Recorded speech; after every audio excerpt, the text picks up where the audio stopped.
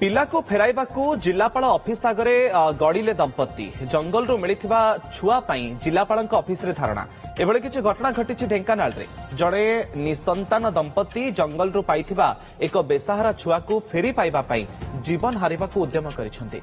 सूचना अनुसार गत डिसेम्बर 9 तारिख में जंगल को छेली चराइबा बेले सेतेबेले जन्मित शिशुपुत्र को मुर्मूसु अवस्था पाइथिले मूसा नायक। छुआ को घर को आनी आशाकर्मी अंगनवाड़ी कर्मी सरपंच और गाँ सभापति को जणाई पिलाटीर लालन पालन करथिले। एपरिकी पिलार 21 एवं नामकरण उत्सव भी करथिले। गोटे मास पर हठात खबर पाई पुलिस सहायता गाँ को जाई शिशुटी को उद्धार कर आनी शिशु मंगल कमिटी और शिशु सुरक्षा विभाग। तेणु छुआ को फेराई नेबापई जिलापाल ऑफिस बारंडारे कांदी कांदी गड़ी शिशुपुत्र को नेबापई जिद रे अड़ी बसिछंती सेबाने। एपटे आईन अनुसार पदक्षेप ग्रहण कराजिबो बोली कहिसंती शिशु मंगल कमिटी अध्यक्ष। पिलाटी किंतु नबापाई आम दी जन स्वामी स्त्री चाहूँ आम पिलाटी किंतु आमको फेरे दिंतु रिटर्न फेरे दिंतु आम कलेक्टर बाबू पाक आसीचु पिलाटी की फेरे देवाई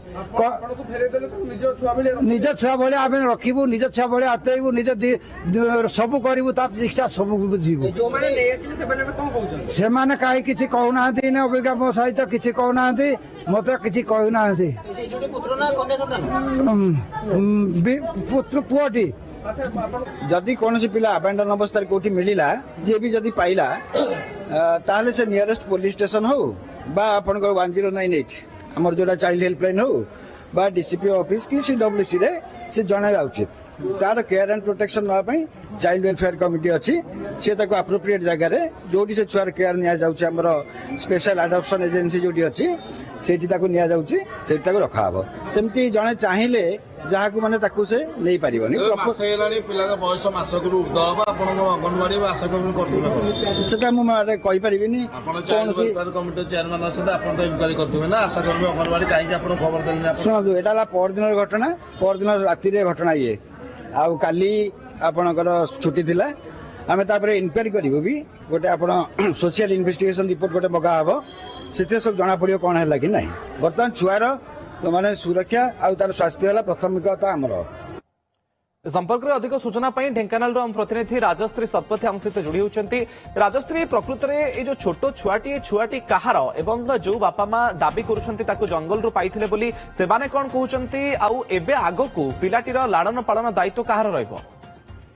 देखो मुकेश ये जो जन्मित शिशुपुत्रटी उद्धार करा जायछि ये निकटस्थ ओडापड़ा ब्लॉक रो बेड़ापड़ा गाँ निकटस्थ जंगल रे केही पिलाटी को अबांडन अवस्था छाड़ी दे जाइथिला जंगल भितर। ये जेतबेले मूसा नायक जाइछंती बाछुरीबांक गाँ रो छेली चराइबा को गाँ को जंगल को से जंगल रे छेली चराइबा समय इस नवजात शिशुपुत्रटी को मुर्मूस अवस्था पाइथिले एवं पाइबा पर से संगे संगे निज घर को नहीं आसिले गाँ रे गाँ कमिटी सभापति एवं सरपंच आशा दीदी अंगनवाड़ी कर्मी समस्त को जणाइथिले।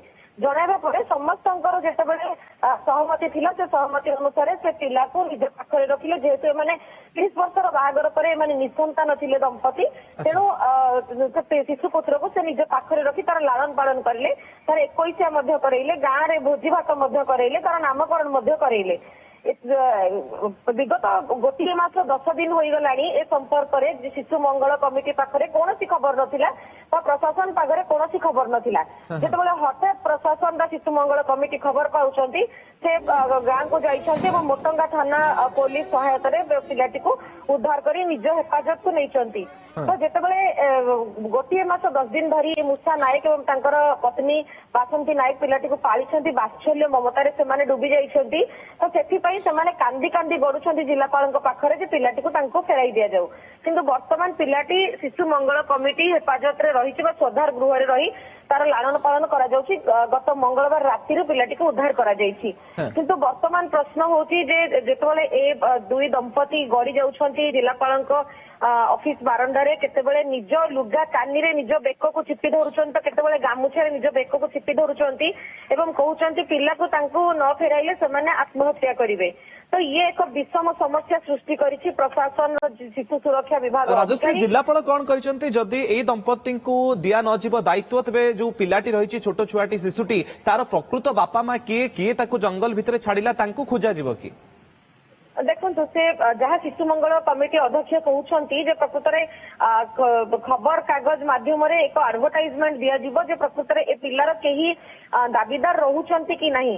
ଯଦି କେହି ଦାବିଦାର ନ ରହିବେ ଯେଉଁ ସମୟ ଦିଆଯିବ ବ୍ୟବଧାନ ସମୟ ବ୍ୟବଧାନ ମଧ୍ୟରେ ତେବେ ଏ ପିଲାକୁ କିଏ ଲାଳନ ପାଳନ କରିବା ପାଇଁ ବା କିଏ ଆଡପ୍ଟ କରିବା ପାଇଁ ଯଦି ଚାହିଁବେ ତାହେଲେ ପିଲାକୁ ଆଡପ୍ସନ ଆଧାରରେ ନେଇପାରିବେ। ଆଚ୍ଛା। କିନ୍ତୁ ଯେତେବେଳେ ଏ ଦମ୍ପତି ଜଣକ ଆଇନ ସମ୍ପର୍କରେ ସମ୍ପୂର୍ଣ୍ଣ ଅନଭିଜ୍ଞ ଥିଲେ ତେଣୁ ସେମାନେ ନା ମୋଟଙ୍ଗା ଥାନାରେ କୌଣସି ଏଫଆଇଆର କରିଥିଲେ ଜଣାଇଥିଲେ ନା ପ୍ରଶାସନ ସେ ସମ୍ପର୍କରେ କୌଣସି ଖବର ଜଣାଇଥିଲେ। ସେ କେବଳ ଗାଁ ସଭାପତି ଏବଂ ସରପଞ୍ଚ ଆଶା ଦିଦି ଅଙ୍ଗନବାଡି ଦିଦିଙ୍କୁ ଜଣାଇ ସେ ନିଜ ପାଖରେ ପିଲାଟିକୁ ଲାଳନ ପାଳନ କରିଥିଲେ। ତେଣୁ ଆଇନ ଅନୁଯାୟୀ ଅନଭିଜ୍ଞ ଥିବା ଏ ଦମ୍ପତି ଏବେ ଯେତେବେଳେ ଆଇନ ବିଷୟରେ ଜାଣୁଛନ୍ତି ସେତେବେଳେ ନିଶ୍ଚିନ୍ତ ଭାବରେ ସେମାନେ ଭାଙ୍ଗି ପଡୁଛନ୍ତି ଏବଂ ପିଲାଟିକୁ କିଭଳି ଭାବରେ ପୁଣି ଥରେ ସେମାନେ ନିଜ କୋଳକୁ ଫେରି ପାଇବେ ସେଥିପାଇଁ ଜିଦ୍ ଧରି ଅଡି ବସିଛନ୍ତି। ଧନ୍ୟବାଦ, ବହୁତ ବହୁତ ଧନ୍ୟବାଦ ରାଜଶ୍ରୀ ଆପଣଙ୍କର ସୂଚନା ପାଇଁ।